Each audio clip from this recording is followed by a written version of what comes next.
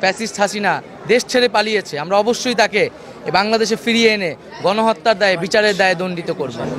আমরা ছাত্রদের নেতৃত্বে এই অভ্যুত্থান ঘটেছে, স্বৈরাচারী ফ্যাসিস্ট হাসিনা সরকারের পতন ছাত্ররা ঘটিয়েছে। যেই ছাত্ররা এবং সাথে নাগরিকদের সাথে নিয়ে যেই ছাত্র নাগরিক অভ্যুত্থান ঘটাতে পারে, সেই ছাত্র নাগরিক রাষ্ট্র গঠনও করতে পারে। এবং আমরা যেই কমিটমেন্ট করেছি এবং আমাদের যে শত শত ভাই বোনেরা শহীদ হয়েছে, তাদের প্রতি যে আমাদের শ্রদ্ধা এবং প্রতিশ্রুতি, তার বাস্তবায়ন করা এবং একটি সুন্দর বাংলাদেশ, এক নতুন রাজনৈতিক বন্দোবস্ত তৈরি করাই আমাদের প্রধান এবং প্রথম লক্ষ্য হবে।